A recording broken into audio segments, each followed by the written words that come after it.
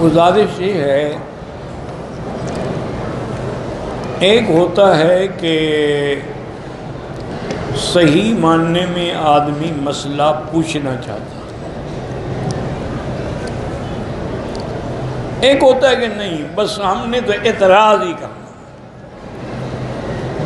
کہتے ہیں حضور نے فرمایا ہے کہ دو سجدوں کے درمیان میں دعا پڑھی جائے، امام حنیفہ کہتے ہیں نہ پڑھی جائے۔ کہاں لکھا ہے امام حنیفہ نے کہا ہے کہ نہ پڑھی جائے؟ اتنے بڑے امام پہ، مجتہد پہ جھوٹ بولتے ہو، تم خدا کو قیامت میں کوئی جواب نہیں دو گے۔ من آذالی ولیا فقد آذنتہ بالحرب، اللہ نے فرمایا، نبی یہ حدیث قدسی ہے کہ جو میرے اولیاء سے دشمنی رکھتا ہے وہ اللہ سے لڑائی لڑتا ہے۔ کس جگہ کس کتاب میں امام صاحب نے کہا ہے کہ نہ پڑھو؟ وہ حوالہ دیں، وہ کتاب دیں، سامنے بات پڑھیں۔ اب ایک ہے کہ اعتراض کرنا، جیسے ایک نے لکھا جی کہ بہشتی زیور میں ایک مسئلہ ہے کہ آدمی اگر اپنی پلیتی چاٹ لے زبان سے تو پاک ہو جاتی ہے۔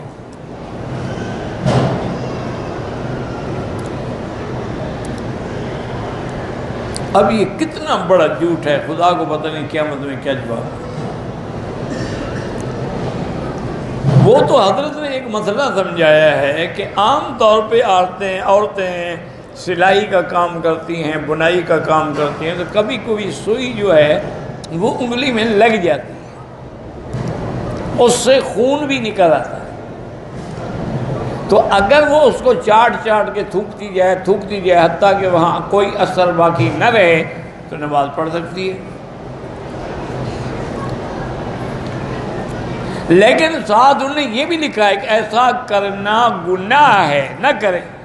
وہ سب بھول گئے، انہوں نے کہا جی پلیتی چاٹ لو، پاک ہو جاتی ہے۔ اللہ ہدایت دے۔ ہم تو ہمیشہ دعا کرتے ہیں تمہاری مرضی ہے، تم گالیاں دو، برا کہو۔ علماء نے ان کی کتابوں سے، ان کی بڑی مشہور کتابیں ہیں، نزل الابرار فی فقہ النبی المختار، اسی طرح ان کی ایک بڑی مشہور کتاب ہے الجاوی،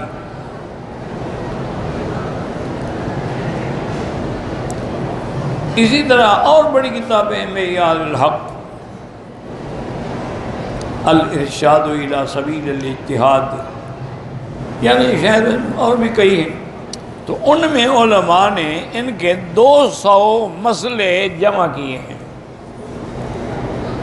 کہ یہ 200 مسئلے ہیں جن پہ یہ حضرات یہ فتویٰ دیتے ہیں۔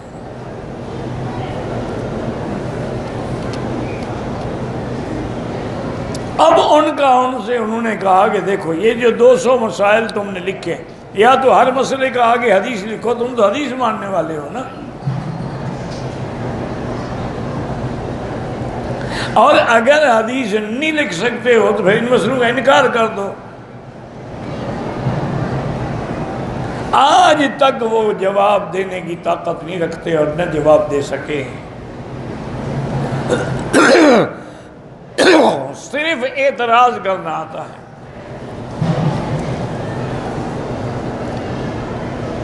حالانکہ یاد رکھو، اب انہوں نے ایک اور بھی بہشتی زیور پر اعتراض کر دیا ہے۔ وہ کہتے ہیں جی کہ اس میں لکھا ہے کہ اگر کوئی مرد اپنے عضو تناسل پہ کپڑا لپیٹ کے عورت میں داخل کرے اور اس کو شہوت اور اس کی گرمی محسوس نہ ہو تو اس کو غسل نہیں ہوگا۔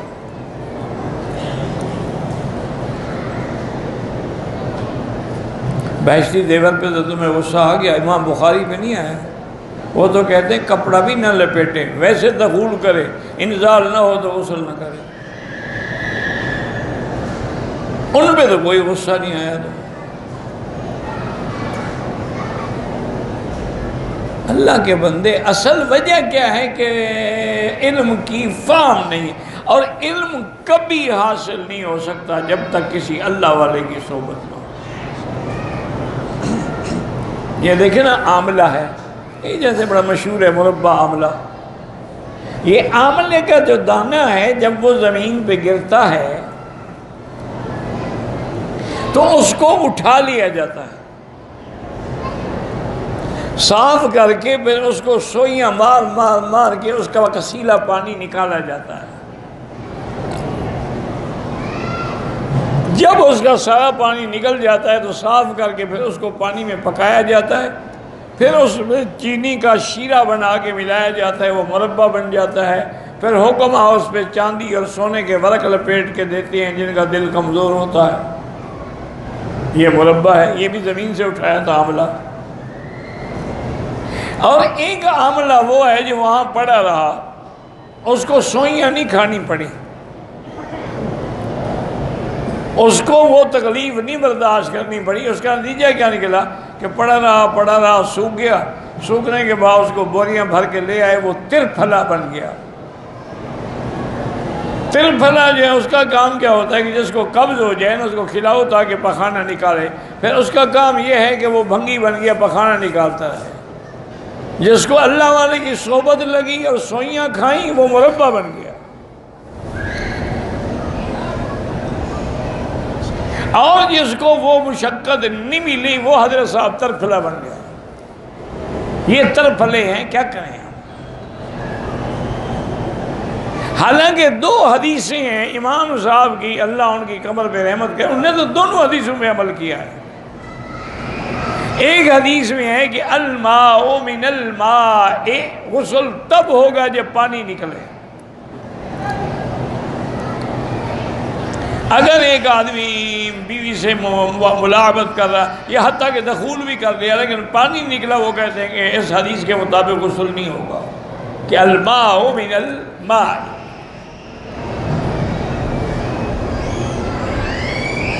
اور دوسری حدیث آ گئی کہ اذا التقى الحشفتان فقد اذا التقى الختانان فقد وجب الغسل، کہ اگر دونوں ایک دوسرے کے شرمگاہیں مل گئی اور حشفہ غائب ہو گیا اب غسل واجب ہو گیا، پانی آئے یا نہ آئے۔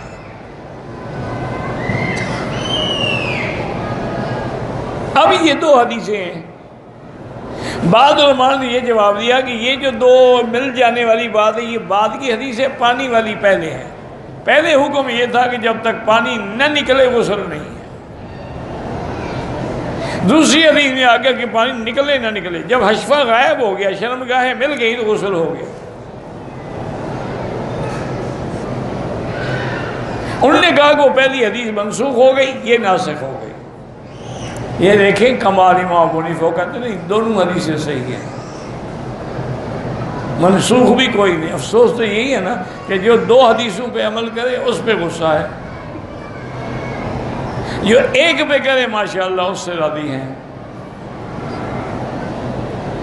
امام صاحب فرماتے ہیں کہ الماء من الماء کا تعلق نیند سے ہے، کہ ایک آدمی نے خواب میں دیکھا میں ایک عورت سے جماع کر رہا ہوں، لیکن جب اٹھا تو کپڑے پہ کوئی پانی کا داغ نہیں ہے تو کوئی غسل نہیں ہے، حالانکہ وہ خواب میں دیکھ رہا ہے کہ میں باقاعدہ جماع کر رہا ہوں لیکن پانی نہیں۔ چونکہ پانی نہیں ہے تو الماء من الماء، پانی غسل تب ہوگا جب پانی ہو۔ اور ایک آدمی نے جاگتے ہوئے اپنی بیوی سے ملاعبت کی اور حشفہ غائب ہو گیا، اب چاہے پانی نکلے نہ نکلے غسل کرنا ہو۔ تو امام صاحب نے دونوں حدیثوں میں عمل کیا۔ تمہیں بہشتی زیور پہ غصہ آ گیا، یہاں نہیں آیا۔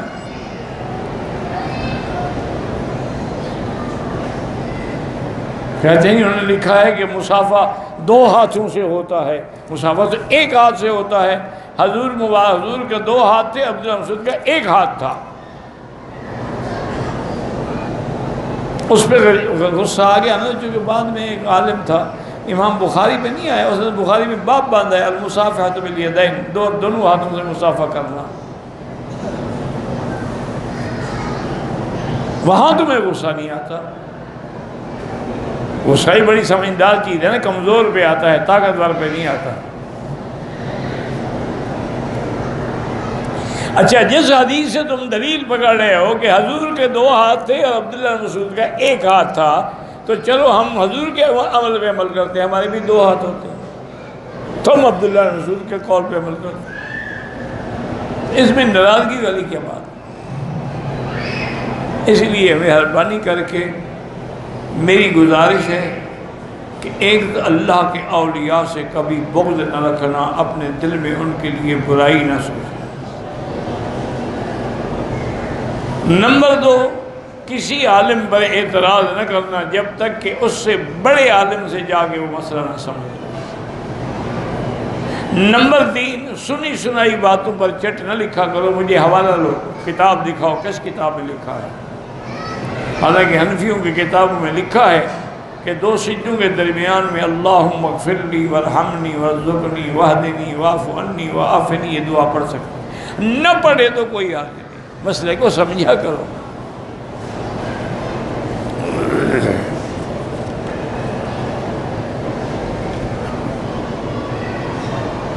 میں سعودیہ اقامہ ویزے پر جانے کے لیے کوشش کرتا ہوں، کوئی نہ کوئی رکاوٹ ہو جاتی ہے۔ حسبنا اللہ و نعم الوکیل روزانہ 500 دفعہ پڑھا کرو۔ جو میت کو غسل دیتے ہیں نا، ان سے جا کے فرائض پوچھ لو، میں یہ کام نہیں کرتا، بس اس دن کو غسل دینا۔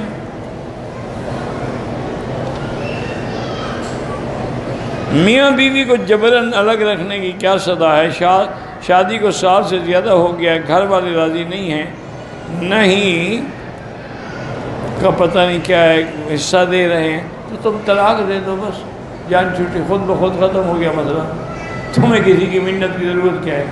اللہ نے طلاق مرد کے ہاتھ میں، وہ نہیں دیتے بیوی کو، جی السلام علیکم، یہ طلاق لے جاؤ، پکی لے جاؤ۔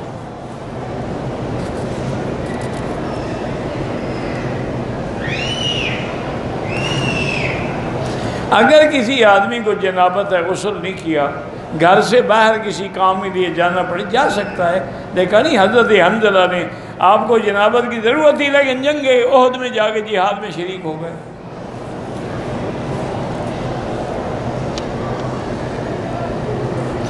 طواف میں ادھر ادھر دیکھنا منع ہے، صفا مروہ میں دیکھ سکتے ہو،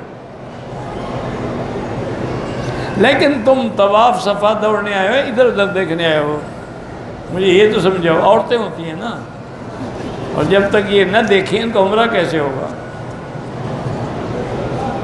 اِنَّ لِلَّهِ وَإِنَّا إِلَيْهِ رَاجِعُونَ۔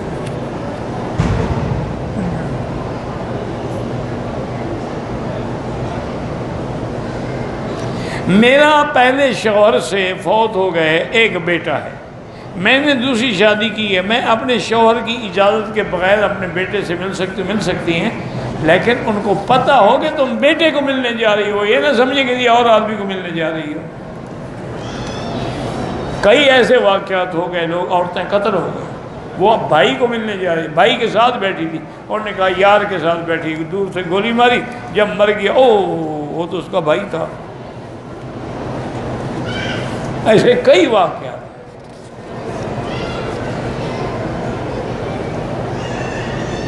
ایک بیٹی نازیہ بیمار، اللہ شفا عطا فرمائے،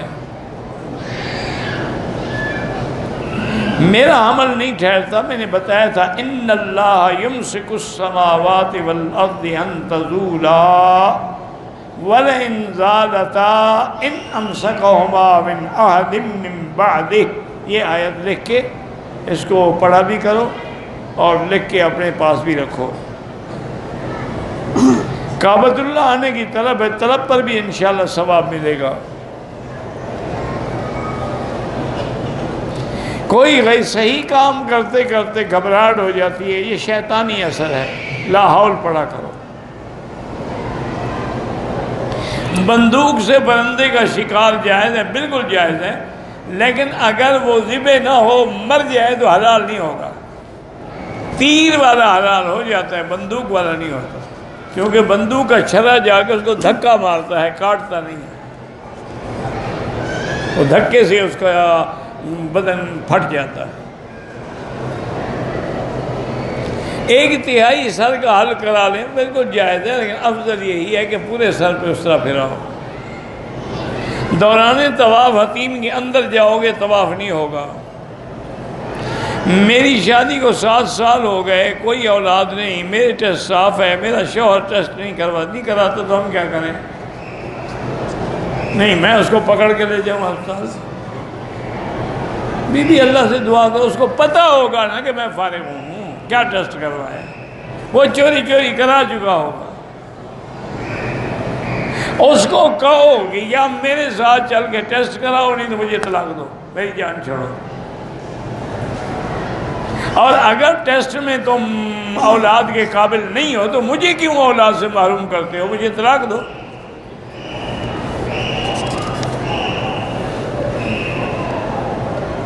پردیس میں بیوی کے بغیر کتنا عرصہ رہ سکتے ہیں؟ جتنا صبر اللہ دے۔ مجبوریاں بھی تو ہیں نا، اب 2 سال کے اقامے پہ لوگ آئے ہوئے ہیں، کیا کریں؟ پہلے چھٹی نہیں ملتی۔ بہرحال کوشش کریں کہ 6 مہینے سے زیادہ دور نہ۔ ایسے یاد رکھو، دعا کرو کہ اللہ بیوی کی بھی اور تمہاری بھی عزت محفوظ رکھے، ورنہ شوہر بھی موجود ہوتا ہے اور بیوی اس کے ہوتے ہوئے بھی زنا کراتی ہے، پھر اس کا کیا علاج ہے؟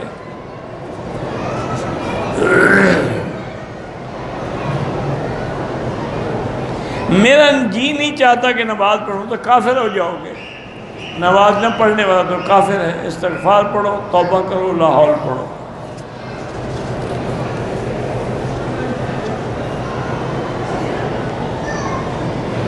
اگر داڑھی بھی منڈے کے پیچھے نماز نہیں ہوتی تو یہ تو مسئلہ لکھا ہوا ہے، غریبوں کے حق کھانے والا مسئلہ لکھا ہوا نہیں ہے، کہیں لکھا ہے مجھے وہ بھی دکھا دو۔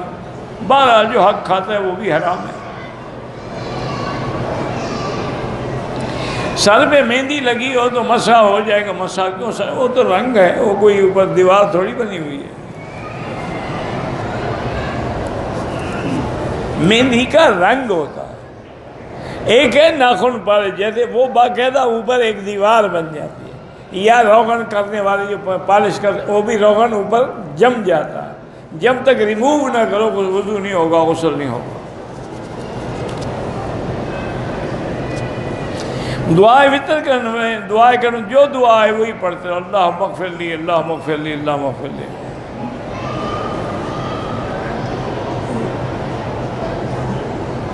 میرا انگلینڈ میں رہتی ہوں، شوہر نماز نہیں پڑھتا، اس کے 2 رکعت نماز پڑھ کے دعا کیا کرو، کیونکہ حنبلی مسلک میں تو میری بیٹی ہے، بڑا مشکل مسئلہ ہے، وہ کہتے ہیں ایک نماز چھوڑے تو کافر ہو جاتا ہے اور نکاح ختم ہو جاتا ہے۔ بہرحال باقی امہ کے نزدیک نکاح تو ختم نہیں ہوتا، لیکن 2 رکعت نماز پڑھ کے روز اللہ سے دعا کیا کرو کہ اللہ اس کو ہدایت دے۔ ایک نماز میں 2 دفعہ سجدہ کیا، اگر 2 غلطیاں کرے گا 2 دفعہ کرے گا۔ مراقبے کا معنی ہے وفی انفسکم افلا تبصرون، کہ غور کرو کہ ہم نے کیا کیا گناہ کیے، یہ مراقبہ ہے۔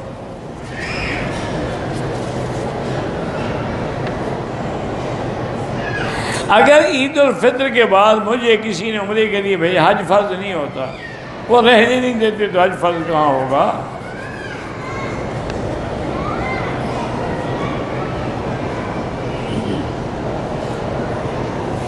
جدے میں ایک آدمی نے داڑھی بھی مونڈی ہوئی ہے اور چینل پہ بیٹھ کے حنفیوں کو گالیاں دیتا ہے، اسی لیے تو داڑھی مونڈی ہوئی ہے نا، تو فاسق تو پہلے ہو گیا، اب فاسق کا کام گالیاں دینا ہے، اور کیا ہے؟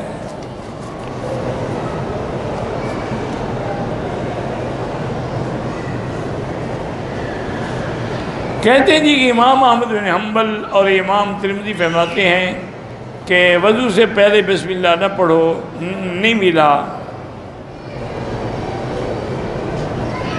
میرا بھائی گزارش یہ ہے کہ کیا پڑھنا واجب ہے یا نہیں، مسئلے کو سمجھا کرو۔ جب ایک دوسری حدیث ہے کہ کل شیء لا یبدأ بسم اللہ، ہر نیک کام کو جب بسم اللہ سے شروع نہ کرو تو وہ ٹھیک نہیں ہوتا، ابتر ہوتا ہے، تو وہی حدیث کافی ہے۔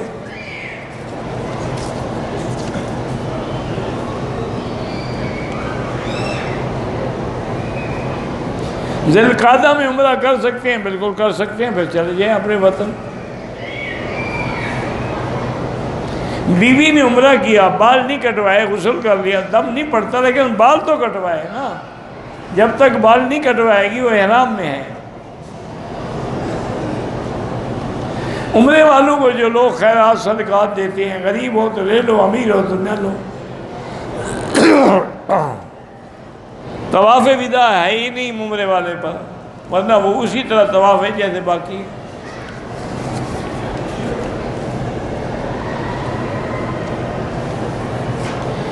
عمرے کا طواف کیا، صفا مروہ کیا، بھولے سے جرابیں پہن لی، اگر طواف میں بھی پہنی پھر دم پڑ گئے۔ ہر طواف کے بعد 2 رکعت واجب الطواف، افضل ہے کہ مقام ابراہیم کے پیچھے پڑھیں، ورنہ جہاں مرضی ہے پڑھیں۔ عورت عمرے کرنے کے بعد بال کاٹنے بھول گئی، کافی دیر کے بعد یا دوسرے دن بال کاٹے، کوئی حرج نہیں۔ حج کے دوران میں مینا یا عرفات میں غسل کر سکتے ہیں، بالکل کر سکتے ہیں۔ اگر احرام کی چادریں گندی ہو جائیں بدل سکتے ہیں، بدل سکتے ہیں، دھو بھی سکتے ہیں۔ حج کے دوران گرمی میں ہو سکتا ہے کہ جلد کو، سکن کو تکلیف پہنچے، تو کوئی کریم استعمال، ہاں جی بالکل، کریم نہیں لگاؤ گے حج کیسے ہوگا؟ کتنے دن تم نے دھوپ میں رہنا ہے، مجھے یہ تو سمجھاؤ، کیوں بہانے بناتے ہو؟ یہاں سے جاؤ گے ایئر کنڈیشن بس میں، خیمہ ایئر کنڈیشن ہے، عرفات میں خیمے ایئر کنڈیشن ہے، گرمی کہاں ہے جہاں تمہیں تمہاری جلد خراب ہو گئی؟ تیل لگا لو، ضروری کریم لگانی ہے، اگر کریم میں خوشبو ہو دم پڑ جائے گی۔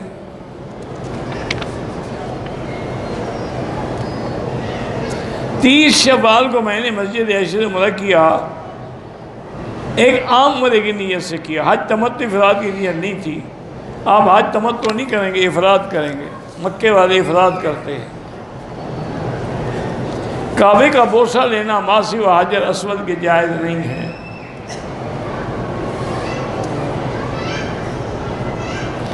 اگر صبح کی اذان ہو جائے، ہم نے صبح کی 2 رکعت نہیں پڑھی، پہلے 2 رکعت واجب الطواف پڑھ لیں، بالکل پڑھ سکتے ہیں۔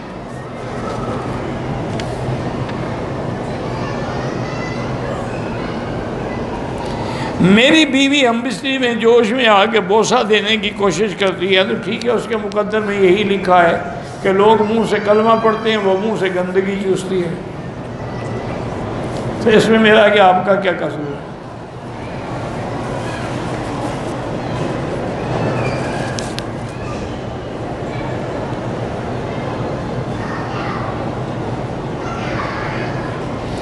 اندر داخل ہوں تو دائیں پاؤں رکھیں اور کہیں کہ اللہم اغفر لی ذنوبی وافتح لی ابواب رحمتک ووسع لی ابواب رزقک، اور باہر نکلیں کہ اللہم انی اسألک من فضلک اللہم عاصمنی من الشیطان الرجیم، تاکہ ابتدا خیر کی دائیں سے ہوتی ہے، نکلتے وقت بائیں بات، جتنا دیر زیادہ دائیں مسجد میں رہے اتنا ثواب ہے۔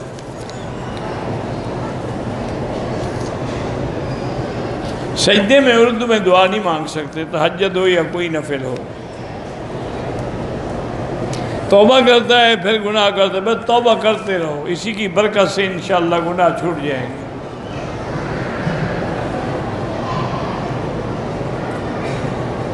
میں مینا سے حج کا احرام باندھ سکتا ہوں، آپ باندھ سکتے ہیں، آپ مکے کے رہائشی ہیں، مکے سے بھی باندھ سکتے ہیں، مینا بھی حد حرم ہے۔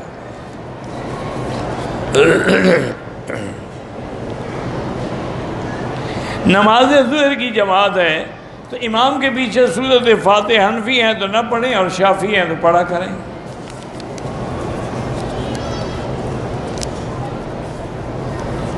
اب بھی ایک سروے ہوا ہے، آپ حیران ہوں گے، انہوں نے لکھا ہے کہ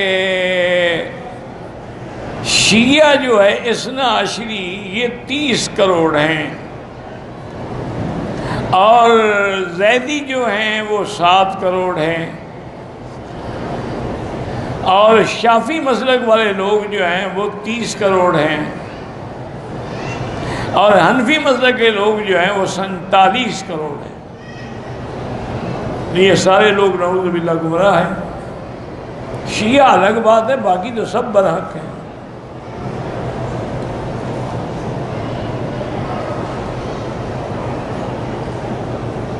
نماز کے بعد امام سلام پھیر کے سیدھا ہی رہتا ہے، پتہ نہیں کیا لکھا ہے،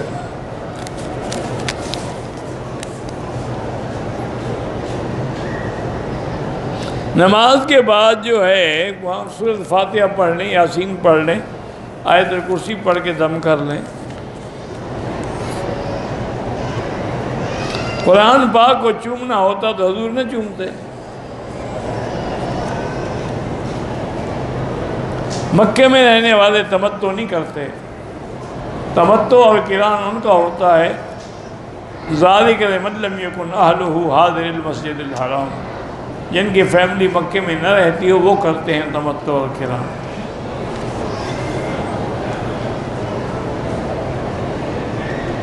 میں شوال میں جا رہا ہوں، میں نے عمرہ بھی کیا ہے، اب پاکستان سے اگر میں واپس آؤں وہاں سے پھر آپ افراد کر سکتے ہیں، یہ تو اب چلے گئے، یہ بات ختم ہو گئی۔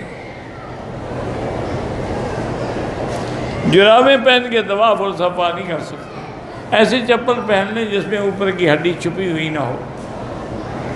مقصد تو ہے نا کہ آپ کے پاؤں کو تکلیف نہ ہو، حالانکہ آج کل صفا مروہ ایئر کنڈیشن ہے اور نیچے ماشاءاللہ سنگ مرمر لگا ہوا ہے، لیکن ان کے پاؤں اتنے نازک ہیں کہ جراب کے بغیر یہ صفا نہیں دوڑ سکتے۔ کیلا کھانے سے میرے پاؤں چھلے جاتے ہیں، میرے دانت ہی لے جاتے ہیں۔ واللہ عالم، اللہ ہدایت دے اور کہتے ہیں۔ اللہم صلی علی سیدنا محمد وعلی آل سیدنا محمد مبارک وسلم۔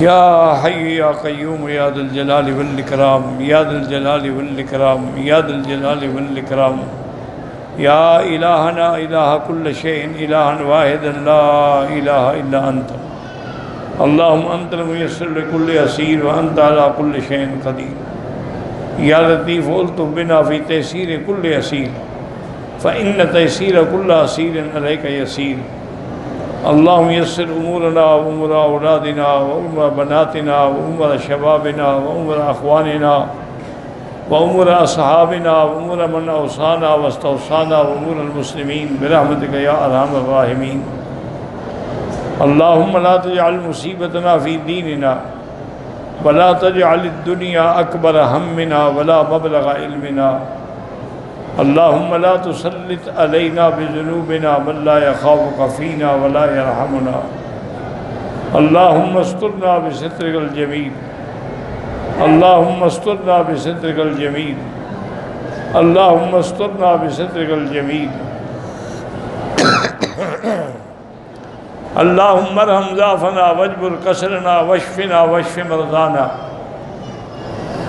واشفنا واشف مرضانا وارحم موتانا واستجب دعاءنا ولا تخيب رجاءنا برحمتك يا ارحم الراحمين، اللهم انصر الاسلام والمسلمين، اللهم احفظ سائر بلاد المسلمين وهذا البلد الامين فاجعله امنا مطمئنا سخاء رخاء الى يوم الدين، یا اللہ بیماروں کو شفا عطا فرما، یا اللہ بیماروں کو شفا عطا فرما، یا اللہ ہماری ظاہری باطنی روحانی جسمانی بیماریاں کمزوریاں پریشانیاں دور فرما، یا اللہ بے حیاؤں کو حیا عطا فرما، بے اولادوں کو اولاد صالح عطا فرما، بے روزگاروں کو روزگار عطا فرما، یا اللہ جن کے گھروں میں بچیاں ہیں ان کو خیر کے رشتے نصیب فرما، یا اللہ ہمیں مانگنا بھی نہیں آتا بغیر مانگے عطا فرما، یا الہ العالمین پوری دنیا میں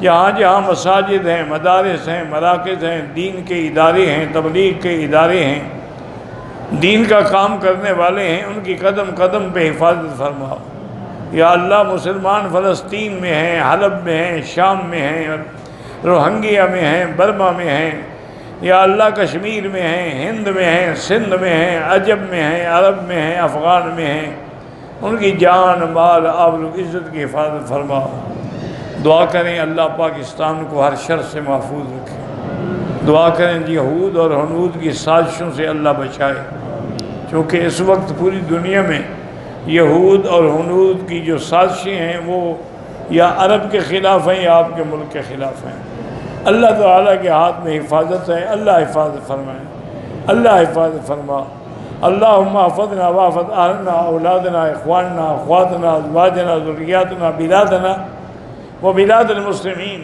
عن الشرور والفتن والزلازل والمحن ما ظهر منها وما بطن صلی اللہ تعالی علی خیر خلقہ سیدنا محمد وعلی آلہ وصحبہ اجمعین اللہم صلی علی سیدنا محمد وبارک وسلم.